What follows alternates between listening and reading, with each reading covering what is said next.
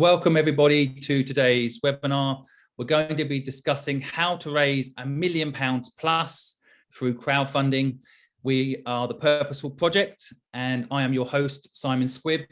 I have personally invested in 76 businesses myself, started 19 companies. The Purposeful Project is my 19th business. And I have invested in quite a few companies that have crowdfunded, so have some experience. We have two expert panelists today that are going to be sharing their knowledge. And I'm very excited to also have received quite a lot of questions from the community about crowdfunding, which we'll be asking. And at the end of the next 20 minutes, where we're just discussing the questions that have already been sent in, you as webinar participants, I'm sorry for those listening to this on YouTube later, but those who are here right now, you'll be able to ask the panelists some questions live up on stage if you feel confident, or via chat if you're less confident. So the panelists will be taking your questions and helping you in any way that they can today understand crowdfunding and how it works. So the mission of the Purposeful Project is to help 10 million people start and grow a business for free. We never charge for these webinars. We never charge people for help. It's a big part of our philosophy. We don't want to leave anyone behind. So if you're rich, we help you for free. If you're poor, we help you for free. We're here to support anyone that wants to start and grow a business and make sure no one feels alone.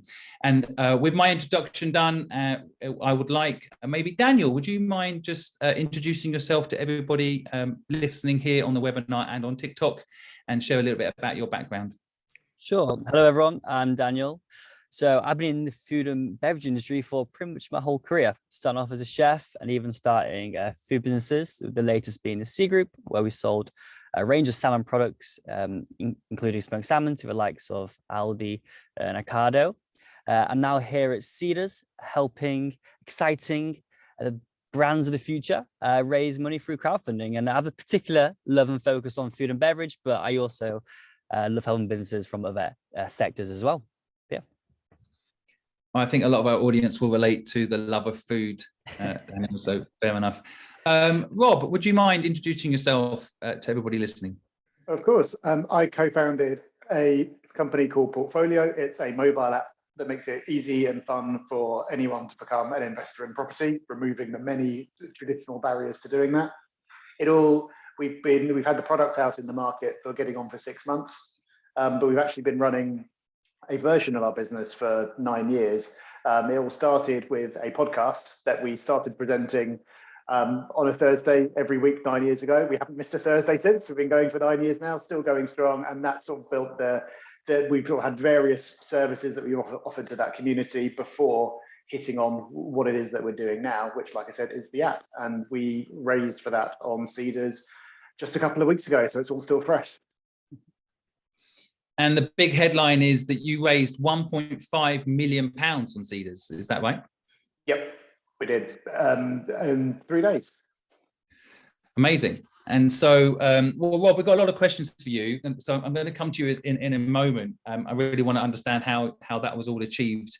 And I know a lot of people want to know the process and what you learned doing the campaign side, for example. But before we jump to you, Daniel, I'll just come back to you. A lot of people hear the word crowdfunding. I think there's still a lot of misconception about what crowdfunding is. Do you have a good definition of how to explain crowdfunding to those that perhaps are hearing it for the first time or don't quite fully understand what it is? Yeah, of course. In its simplest form, equity crowdfunding essentially allows a diverse group of investors, from individuals, members of the public, to institutions, to invest capital through an equity marketplace such as Cedars, in return for an equity stake in that business. So you can, if you believe in that business, you can invest in it and hopefully reap the rewards in the future. And so a little bit about your business before. Did you ever use crowdfunding before? How did you end up working at Cedars? Well, Cedars are obviously very well known in the industry. So of course, I was always kind of in touch with people from Cedars. We never went down the crowdfunding route, to be honest, in my company. Essentially, we only did one small round when we started, and we just kind of grew it quite slowly throughout the time frame of the business. And also, it wasn't really a business that was kind of community led. As Rob will know, kind of businesses that really have a good community focus are more well suited to a crowdfund. And we were just quietly producing smoked salmon for our supermarkets, really. So it wasn't something that would suit us, but it was something always that if we kind of grew the brand a bit more, and had more people kind of following us, we could really look to kind of engage that community. But we never really went down that route personally. I think it's a really interesting point. If people are listening and they want to know whether they're a suitable business for crowdfunding, any kind of like boxes need to be ticked, anything that springs to mind? Yeah, definitely. You want to be in a relevant sector, and that's kind of hot right now in the industry. But also it's great if you're, a brand and you're looking to kind of drive customer awareness and brand awareness of your company. But also if you've got, a large following of people and you really want to bring them on as kind of committed brand advocates who are going to be kind of super referrers. So that's one of the key things, is really companies you've already kind of, managed to get a lot of people following you early on, and you want to kind of really solidify their loyalty to you. Crowdfunding enables that. I think it's probably worth mentioning the definition of equity crowdfunding, because again, there are a lot of other crowdfunding sites out there that, for example, sell a product and you get that in advance. Of course, Seedrs isn't that. So maybe just clarify how the equity piece works for those listening. Yeah, so essentially, when you come to us, we'll have an initial chat and really see what your requirements are. And, you'll essentially give up a stake in your company. So let's say 10%, and then you'll set a valuation against that. So how much you're willing to give up for what valuation. And we'll work with you on that to help you figure it out, although we're not price setters. So then when someone invests, they get the relevant piece of that equity in shares. And that's what they can then, they'll have for the life cycle of the company. So whether a company gives dividends to get your returns in the future, or when the company sells, you then get the relevant returns. And so quite a few questions were asked around this. When, let's say, a company, one of our participants here goes to Seedrs and wants to have a funding raise, do they, for example, need an investor in advance? Is there any criteria they need to come to you with, ideally, before considering a Seedrs round? Yeah, so essentially, a good crowdfund is made of what we call the 3 pillars of crowdfunding. So initially, a company will come to us and perhaps they'll have a lead investor. This could be an angel investor. And we'll use that as that kind of anchor investment to initially get the ball rolling. So we won't essentially launch you at 0%, because as you can imagine, it's not the particularly most attractive proposition if you're one of our seeds investors or you're one of the company's customers. They'll kind of just keep coming back. So before you go live, we do a bit of legwork to essentially go out to kind of your network before you go live and kind of create momentum and give them the opportunity to essentially pre-register their interest in a crowdfund before you go live. So we might use some of that initial lead investment to kind of get you a certain way to your target. And then we'll also do some work with pre-registering people and giving people early access. So then when we do go live, we've already got, at least kind of 50% funded. So you got the ball rolling. So yeah, we do essentially require the company to come in with some pre-aligned capital. And, if they don't have it, there are services we can do. We have the private deal room where we can introduce you to our high net worth investors. We also have institutional introductions. So if you're looking for a VC, that's something we can do. So even if you don't have a lead investment, look, we're always going to be here to see if we can help you acquire that anyway, whether that's through our partners or through introductions ourselves. And technically, if someone has that criteria and they get listed and then they raise money, I know the answer to this, but I just want the audience to learn direct from you. Is it one vehicle that all these shareholders go into, or is it individual shareholding? How does it work on the equity management side once the money's raised? Mm-hmm. Yeah, I guess you touched on something that's quite, I think, a common misconception is, oh my God, how are we going to manage all these hundreds of investors? But fortunately, we've created something called like the Seedrs nominee. So essentially all the investors in your campaign will come under our Seedrs nominee. So on your cap table, so that's your list of shareholders in the company. it'll only be one name. We'll essentially manage that on an ongoing basis, from issuing share certificates to carrying out KYC checks. If you take investment, you're supposed to carry out investor checks. Essentially, we'll do all this for you, but we'll give you access to those investors should you need, to ask them to go support you with a new product launch, for example, or anything like that. We give you access, but we will manage those investors, and we'll be the only legal entity on your cap table. So just recapping, if people have all those items ticked and they've got maybe some support investors already lined up, and they want to get to the finish line, as it were, with your support, and they sign up, what's the next steps? How does the campaign side work? What do you do? How does it play out? Yeah, so essentially, your first thing, you kind of speak to someone like me, the campaign associate, and then essentially what I will do, what my job is essentially to strategize your round. So to make sure that I know that I'll run you through equity crowdfunding best practices. I know what you've got planned as well. And then once that's done and we're all confident on the things like the investment target and how we're going to make this a success, you'll then get a dedicated, what we call investment associate, but that's like a campaign manager.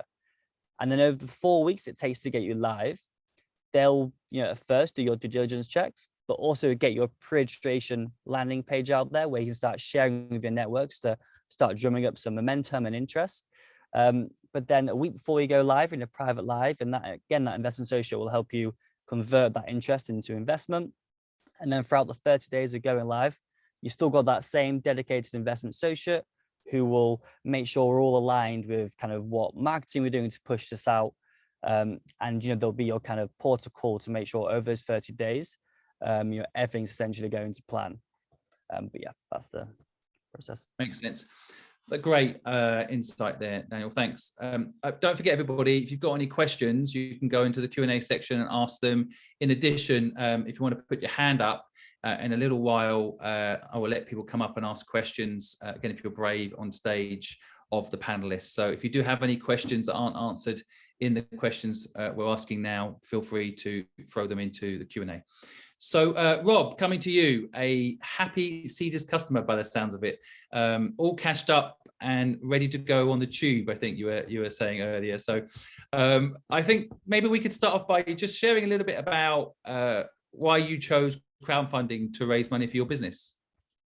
Sure. It's community was touched on earlier, and that was the key part of it. So we'd been bootstrapping the business for 9 years. We kind of hit a point where we wanted to go faster than just bootstrapping would allow us to do, and so wanted to raise funds. And when it came to how we wanted to raise those funds, crowdfunding was the obvious option for a couple of reasons. The first reason was that we've got a really strong community. It's an opportunity to galvanize that community, really get them behind what we're doing, get them to be literally invested in it, which then means that we can use them, again, as you touched on earlier, to take them on that journey with us, get their support as we sort of hit certain things where that would be useful, and really make the best use of that group of people and get them excited. The second reason, which ended up not happening because we didn't get to this stage, was getting a public awareness of the product during the crowdfunding process. So by being exposed to the Seedrs audience, people who may not decide to invest in the company may take an interest in the actual product and become a user of the product itself, which is something that you wouldn't get if you were going down any other route. In the event, we never ended up going public on Seedrs, but that was one of the intended benefits. For those that are interested in Rob's company and what he's doing, you can click on a link we're about to put in the chat, by the way, if you want to read a little bit more about the amazing business that he's recently crowdfunded for. But Rob, maybe you could tell us a little bit about what you learned in the process of the campaign itself, any tips and tricks that might be useful for the audience.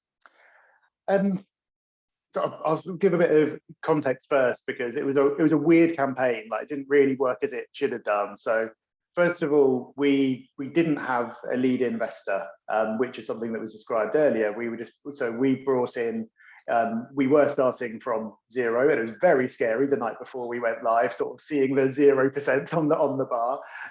But instead we launched privately to our audience. We'd sort of built up a list of our own audience who sort of said they were interested in hearing more about this. We launched just to that sort of subset of our audience. And that was all got back. Our target was 500,000. We got to 1.5 million a couple of days later, and we decided to cut it off at that point before we got to the public stage, because we, quite frankly, didn't want to give away more of the business and didn't need the money at that stage. So we never actually had a sort of a live public crowdfunding campaign. So I think sort of the reason for sharing that is that the community piece is so important. Because we had this strong community, we were able to, even if we kind of fallen down at other points and done things that weren't ideal, we would have got away with it because we had this community who already knew us and trusted us and were behind what we were doing. But to give some more kind of practical points that would apply to anyone, the video obviously is a very important component of it. We worked really hard on the video to get it to about 2.5 minutes in length, because we know no one really has the attention span for anything longer than that. I know I don't. And so that was quite a ruthless editing process, trying to distill down, like, we're very interested in ourselves, but why? But what would someone else be interested in? What's the real essence? And tied to that, so putting your materials in front of somebody who doesn't really know about what you're doing, and saying, can they understand it? I think it's very difficult when you're close to something to really put across what's unique and exciting about what you do. In a more kind of practical sense, I mean, being prepared to answer a lot of questions in a short space of time. There's the discussion area on there. We get bombarded with questions, some of them quite detailed. Being prepared for that is important. We worked with seeders to kind of identify what's the common questions that come up, and so we can be prepared for those in advance and have things prepared. Have people from across the team lined up to be available to answer if we get like detailed financial questions, for example. The CFO could chip in. And I was thinking in just a very general sense, really taking it seriously as a project.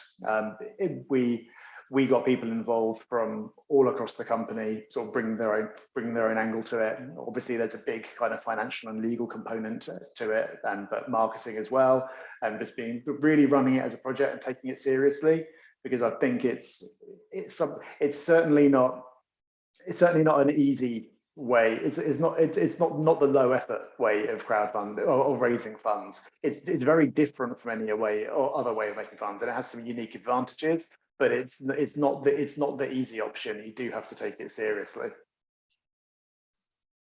The other thing I take from what you said, and I don't want people to miss it, is I guess your 9 years of doing a podcast every Thursday, that community you built up.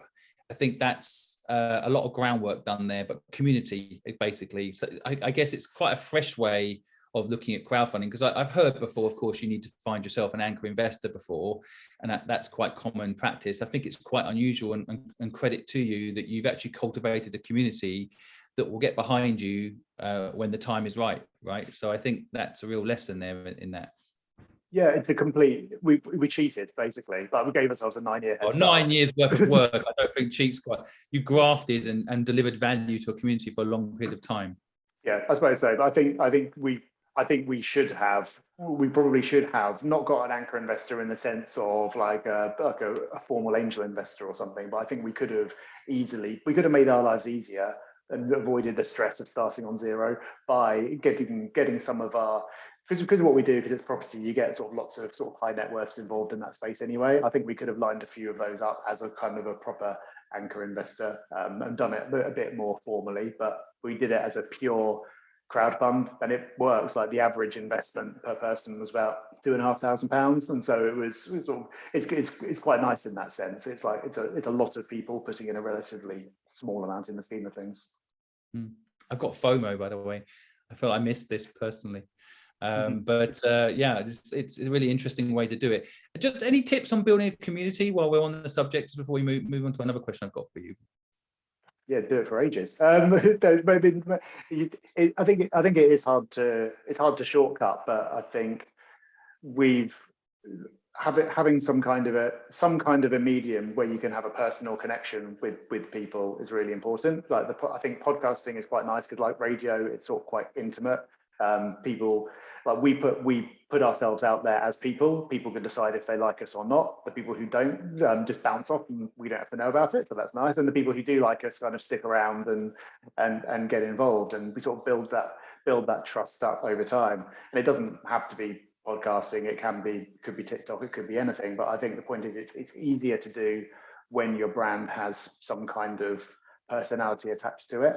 I don't have an experience of doing this in like a business, like in the sort of business that Daniel was talking about, where it is more of a product. It's something where you're not necessarily going to have you standing there with your smoked salmon, kind of being the face of it. I'm sure there are ways to accomplish the similar thing with that type of product. It's not where my experience is. Please, let's not mention smoked salmon. I haven't had any lunch, so it's hungry. But everybody listening, don't forget, you can ask a question in the Q&A section, or you can raise your hand now. In a moment, Talia, who's moderating today's chat, will bring you up on stage if you wish. So raise your hand now, click the raise hand button if you have any direct questions. Just one final question before we go to the Q&A. When you're raising, say, 1.5 million, a couple of things, how did you decide on that amount? And how did you decide what equity to give for that amount? Good questions. It was challenging kind of coming up with the amount, because we're running a business that is kind of profitable anyway. It's not like we needed a certain amount of runway. So it's kind of more thinking about like what's a sum that allows us to do something with the product that allows us to have a real impact. And it's quite hard to be specific about that, but we set the target at 500,000 and thought, well, somewhere between, we reckon we'll overshoot it, but somewhere between there and 1 million will kind of give us a meaningful chunk that will allow us to kind of hit our next milestone. And then when we got to 1.5, we thought, well, this is probably, we could just keep going, but it probably makes sense to sort of cap it here and then potentially do another round in the future, when we can sort of give us a chance to go back again and sort of have more awareness around it again. In terms of the valuation, that's another very interesting one, because we didn't have a lead investor who kind of validated our valuation. So we did our own discounted cash flow model. It's pretty robust, but ultimately it was our own assumptions that we were putting into it, and so we inevitably got questions about the valuation in the discussion. Everyone who ever crowdfunds always will do. We answered those questions. I'm sure some people will have liked the answer and decided to invest, and others wouldn't have done. But I think you can have a bit more of a science to it when you're a business sort of with a decent track record of revenues and so forth, like we do, but it's still more of an art than a science, I think. People are asking how much equity you gave away. Was it public knowledge? Yeah, I can't remember. I think it was somewhere between 2% and 3%, something like that. Yeah, it's interesting, isn't it? It also sets, I guess, the valuation for the future somewhat too. Well, we have got some questions coming into the Q&A section. Looks like no one's brave enough to come up on stage and ask, but if you are, click the raise hand button and we'll bring you up. But I will read the questions in the Q&A section now. So Aaron is asking, what is the kind of marketing budget these campaigns usually have as a percentage of target raised, for example? This really changes depending on the company and the size of the raise, not necessarily a percent of the target. We work with seed companies, which of course raising about 150,000. So perhaps for them, up to kind of 5,000 would be perhaps about right. And, we have a lot included, but there is also additional things that we can offer. But yeah, it's important that you're really kind of pushing this out. So I'd say kind of, you can rearrange, but I reckon about the 5,000 for like a 150K kind of campaign. Now I work on larger, what we call like kind of scale deals, so kind of 500,000 plus, and of course these companies have a larger marketing kind of budgets. Really want to kind of push this out and create a lot of that kind of brand awareness where, you know, it'd probably be about double that, really, maybe about the 10,000. But again, it really changes. So I don't think there's a particular percent that we put on it. And it really depends if, you know, if there's a certain area that we can support, which the company can't do it themselves. So if it's kind of really getting in front of our investors and being more visible in front of them, if the company perhaps just isn't, needs a bit of help doing digital advertising, you know, we've got that in-house. So, you know, some companies will be able to do that themselves in-house, and some you might want to help with seeders. So we can offer that as a service. So it really kind of changes, really. There's no kind of set percent. Got it. Rob, just out of interest, how much did you invest in the marketing side? In terms of pounds spent, nothing. But that doesn't mean that it's cost less, in that it's kind of, there's people, expensive people in the company spending a lot of time on it when they're not spending time on something else. So there is a cost, but it's quite hard to quantify in that way. Yeah, you don't have to spend anything. You know, there's nothing that, you know, it's forced. It's nothing kind of forced that we have included in our kind of overall service. It is included marketing, but yeah, people want to boost, they can definitely do that, and it usually does result in a slightly more investment into that campaign. And I guess, of course, making the video costs money, for example, right? That requires editor and so on. So there's loads of those things everyone listening needs to consider. So just before I come to you, Helen, who's just come on stage, I'm just going to quickly, I've got a few questions coming in from the TikTok audience. We've had nearly 400 people come through the room on TikTok, so there's a big interest in crowdfunding in that community as well. Someone asked on TikTok, what is the tax exposure for crowdfunding? What is the tax exposure? So very open question, I guess, Daniel. No one was expecting you to be a tax advisor, but I guess it's interesting. When you raise 1.5 million, how's it classified? Well, I wouldn't be too sure to answer that in terms of the tax. It's obviously an investment. If you're an investor, you know, obviously there is tax incentives if you're raising through certain schemes like SCIS and EIS, but not too sure if that's what the question means. So yeah, if you repeat that one more time, see if I can. Yeah, no, it's actually a very open question. Yeah. Is it what's tax exposure with crowdfunding? So I don't know. Maybe a better way of putting it is there anything people need to be aware of tax-wise when it comes to crowdfunding? I mean, as a business, I don't believe so. But as an investor, you know, you can actually invest through certain schemes, and things will affect your tax. But certain, you know, companies are kind of SCIS eligible and ES eligible, which means you can save kind of 30 to kind of 50%, and get 30% in tax breaks.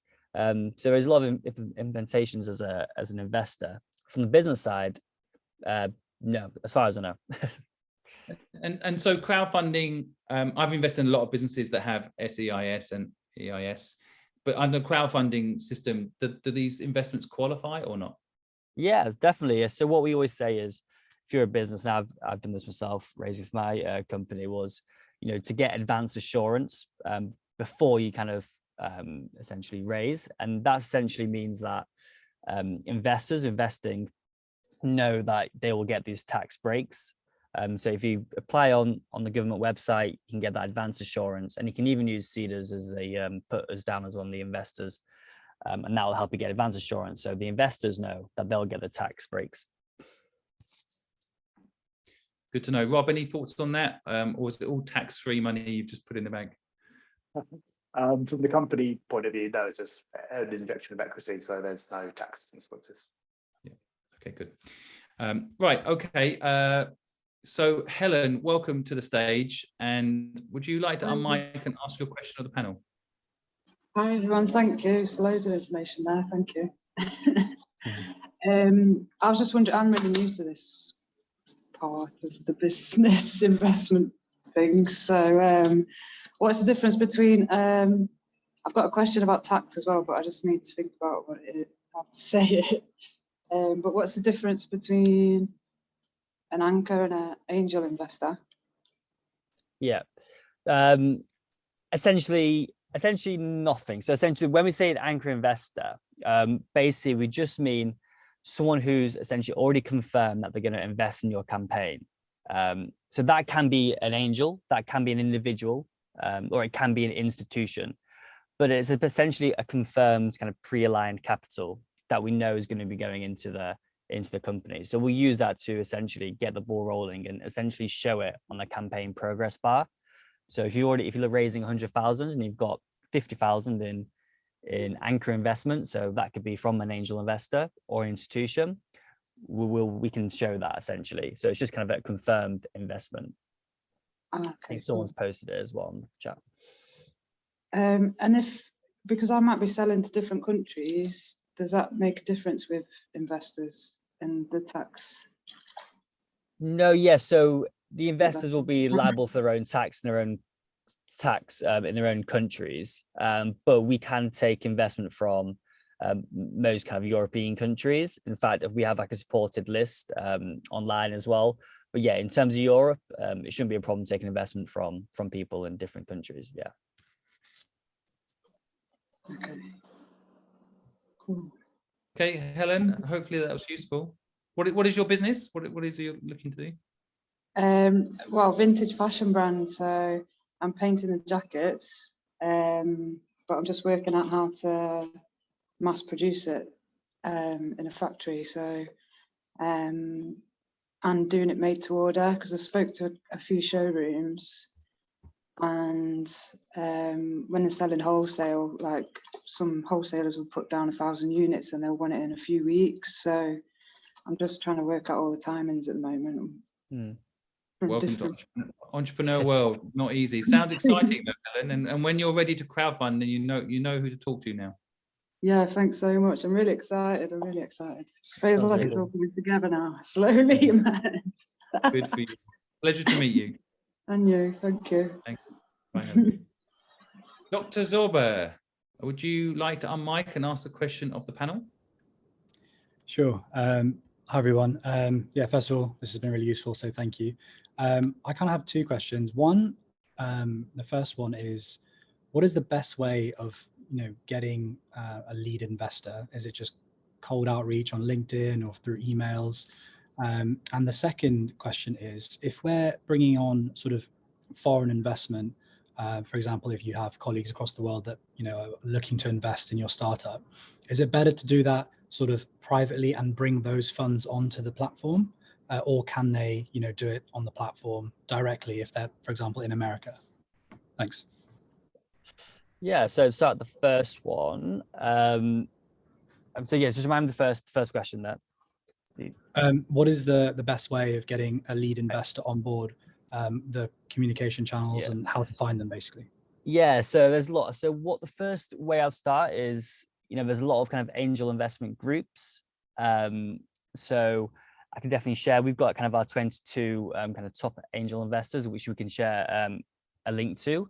But yeah, definitely go on things like, even go on Eventbrite, and there's a lot of pitch events in London where kind of high net worths, go and you can pitch, and you can pitch for kind of where 25, 50K investments.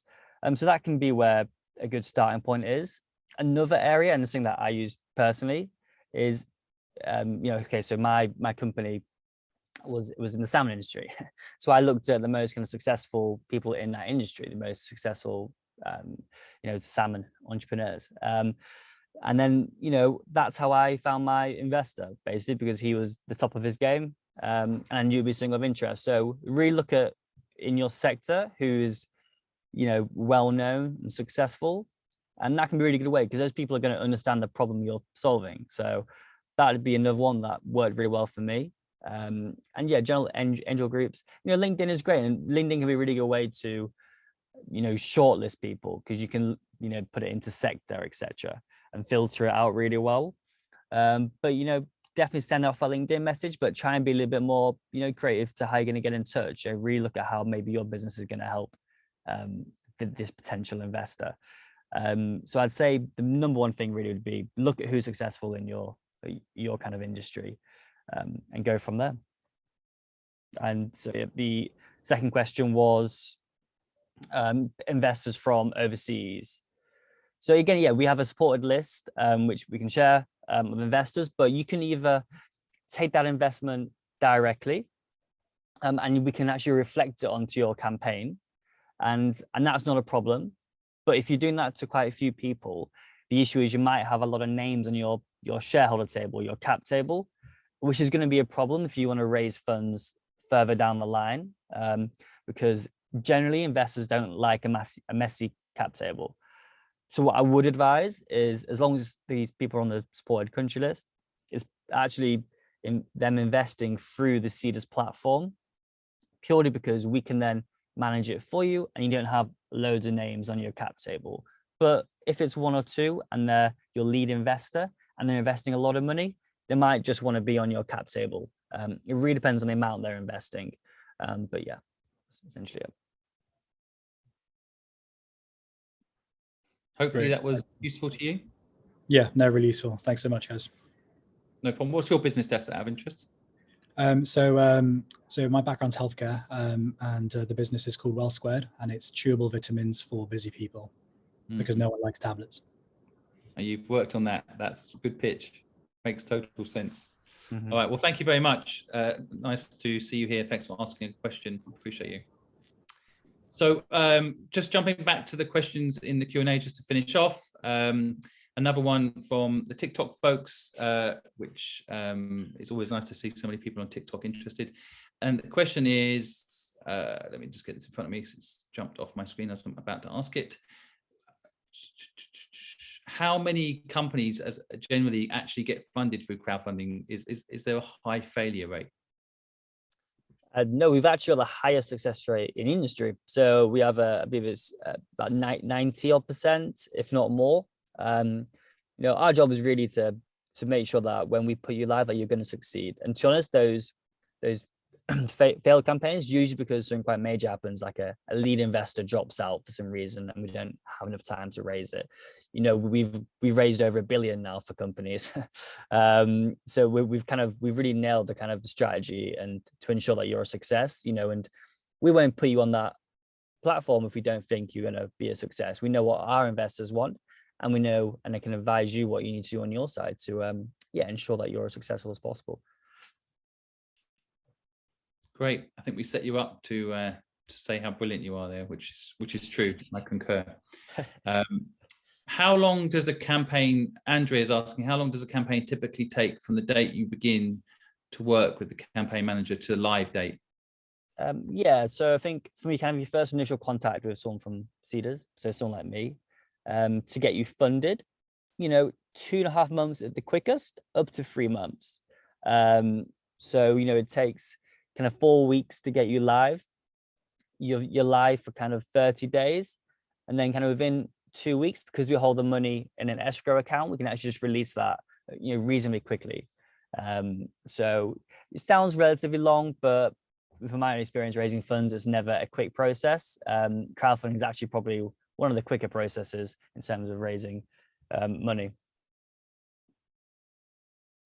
Rob, how long was it for you, the whole journey? I know you mentioned 3 weeks earlier, but what, from the time you started, I guess, discussing it to doing it, what was the whole timeline? Yeah, I've actually just gone and searched my emails to find out, because I couldn't remember. I had my first conversation with Seeders, shout out to Theo, who was amazing the whole way through, on the 17th of December. And then we launched towards the end of March. So, and then the campaign then should have run for 30 days, but it didn't. It was 3 days. And then there's sort of like a few weeks of mopping up at the end and getting the legal process. So I think it was sort of about a 3-month lead up to the campaign starting. We could have done that more quickly, but we chose the timing that worked for us. So we're sure that could have been done more quickly. Then about a month for the campaign and a few weeks for things to be done at the end. So in that sense, it could have been as many as 5 months, but that was it. We definitely could have achieved it faster had we wanted to. Okay. And someone's asked a question around common mistakes that you've seen in crowdfunding. I mean, for yourself, Rob, were there any obvious things that hindsight, you would have done differently, for example? I'd mentioned that I think having a lead investor would have de-stressed things a little bit. And so I think it's like anything, like the first time you do something, it's never perfect. And then you go, oh, I wish I could do it again, because I'd do it. But it's all kind of little things, really. But I think where where working with seeders was really great is obviously they've been through it so many times before. They were kind of able to identify common pitfalls and sort of steer us around them before they happened. So I'm struggling to think of any specific examples, but there were definitely things that came up where it's just like, I never would have thought of that, but now you've raised it, we can make sure we don't make that mistake. So there was nothing radical that I would have changed, but that's not because we're geniuses, it's because the process was good. And so it sort of identified things in advance. Daniel, any quick thoughts on that from a best practice point of view? I mean, yeah, as Rob said, we're kind of here to make sure you don't make these mistakes. But I think that a really key one is, just because you've done the work to get live doesn't mean your job is over. Our investors and your customers who are wanting to invest will have lots of questions once you're live. So really making sure you're available to answer those questions on our forum discussion page, quickly. And making sure you're still really kind of talking about it and creating a lot of awareness about your raise. I think that's the key thing is, just because you've gone live doesn't mean you can kind of switch off. It's still, another month of kind of really trying to push this out and being active. Makes sense. This is a question I think I can answer on my own. What's the best website for crowdfunding? Seeded, of course. We can put that in the comments just to make sure it's very clear. Another question here is, how do you convince investors that their money is secure and guarantee securing investment, basically? What in terms of, well, I mean, any investment is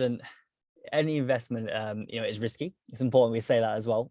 You can lose your money. But, I guess it's different for each company, but you've got to really be able to outline to investors why your company is going to be a success. You've got to have done that research to why there's an opportunity, and clearly outline the kind of the return for the investor.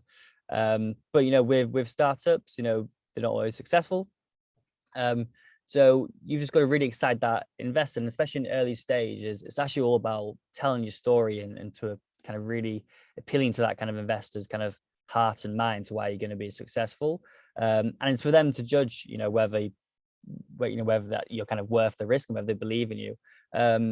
But yeah, being kind of confident on your financials and your forecasts can really give the investor confidence that you know what you're talking about. And at the end of the day, the investors are investing in the entrepreneur. So it's really making sure you just know your business inside and out, and you kind of, you live and breathe it really. So yeah, I'd say that's kind of the best way to convince an investor that it's a secure investment. Yeah, I would just add, I'm name dropping now, forgive me, but a few days ago, I sat down with Tony Fadell, who invented the iPod and iPhone and started Nest. And I recently interviewed him on my podcast, and we talked a little bit about how he managed to raise the money for Nest. Of course, he knew Steve Jobs because he worked with him for 10 years at Apple, but he didn't actually raise his first bit of money from Steve. He raised his first bit of money from a company where basically he sat down talking to them about all the things that could go wrong. He was very honest and open and transparent about that. And ironically, that's actually what convinced the investor to back him. In other words, he highlighted the blind spots. He knew his blind spots. And that excited the investor more than just sitting down saying how brilliant Nest, which turned out to be a $3.2 billion company bought by Google, I would add. Instead of saying what a brilliant company it was, he actually was aware of the problems and shared it with his potential investor, and that actually gave the investor a lot of confidence and made them aware. A bit like Daniel was just saying there around, you could lose your money. There's something really interesting in not trying to convince an investor that it's all going to be fine, but instead saying with their help, it might be a little bit, less risky. So yeah, forgive the name drop. He is one of my heroes. I was quite excited to meet him as well. So we can now really answer maybe two more questions before we have to wrap up. And I can see Hassam has come up on stage with a misty camera, which is going to affect my YouTube views, but that's okay. Most important thing is we help you. So Hassam, do you want to unmic and ask the question of the panel? Sure. Thanks very much for your time, everyone. Really informative. So I have a question. Ideally, we'd like to raise about 400K, but I know we're considering crowdfunding, but we can at the moment have about like 130 to 150K committed. So could we strategize with you guys to have our round size on crowdfunding at 300K and hope to oversubscribe? Exactly. Yeah, definitely. You know, and what we also can do is, and it's worth noting, we don't have to set your investment target until you're literally about to go live. So you can, to us, and you've got that 130K in, let's just say that's your lead investment. Now, the first thing we can do for you when you start working with us is to create this pre-registration page and landing page, essentially, where we can share with our investors and you can share with the rest of your kind of networks. And then that kind of can go out whilst you're in the campaign creation. And by the time it comes to kind of launching private live, we can look at this pre-registration page and go, look, you've actually got another 100,000 in kind of registered interest or investment. So then once that kind of gets converted in private, we can then really set your kind of target, judging by how much we've kind of managed to convert in that private stage. So, you know, we want to hit that 100% quite quickly, because that's where we know that our investors get that fear of missing out when you get into kind of 80, 90, and then 100%. And then, yeah, definitely we'll look to kind of overfund it to, you know, 150% and beyond, really, if we can. Yeah, definitely we can kind of bring that public investment target down slightly, and then behind the scenes we can have what we call like maybe a stretch goal, where we're looking to overfund and actually hit the stretch goal. I have a follow-on question for that. Would we be able to change our price per share / valuation once we oversubscribe, or will it be all part of the same round? It's now just a bigger size. Yeah, so all the investors have got to invest on the same terms in that round. Yeah. Okay, cool. Thank you. No worries. Any other thing you need to know? Was that useful enough for you, Sam? I'm assuming Yeah, that's so. all good. Oh, great. Okay. So someone in our Discord community just asked us, any Web3 startups coming through on Seedrs? Any thoughts on that side of things? Yeah, we're seeing a lot of that. Not a lot, but it's definitely getting more popular. I think it's really a case of our investors ready for it. There's quite a few people who are starting companies, and there's I believe it's Karina from our team who's kind of really handling that and knows it quite inside and out. And I think there is a lot of exciting companies, and I guess it's, you know, I think you will see some this year on our platform, and it'll be really interesting to see you know, what investors make of it. It's an incredibly early stage right now, but it is growing. So, you know, we'll be at the forefront of that, and you know, definitely putting it on there and seeing if you know, our investors think could be of interest. I think our Discord community just raised their hands with happiness, but you're not going to leave them without the help they need. I think a lot of businesses, of course, they're alternative businesses, right? Decentralized and so on. So I think that they still need funding and support on funding. So it's great that Seedrs is stepping in there and figuring out ways to help that new technology, I guess, and those new founders. So that's really great. All right. Well, look, I think we have covered all the questions. I'm just looking through all the questions. We have really covered most of them now in some shape or form. So hopefully everyone's got their questions answered. I want to thank our panelists, Daniel and Rob, for taking time out to share their knowledge. Really appreciate it. I want to thank Seedrs for supporting this initiative to bring more knowledge to people for free. And I want to thank my team for putting this all together and marketing it. Of course, last but not least, everybody listening. So we've got 70 people on TikTok right now listening in. We've had 5,100 likes. So a lot of people came through the room and liked some of the knowledge. So thanks for that. Our Discord community of 1,500 people all listening in. And of course, the group here on this particular Zoom as well. So thanks so much, everybody, for joining, and special thanks to the panelists for giving up their time. Thanks, everyone. See you.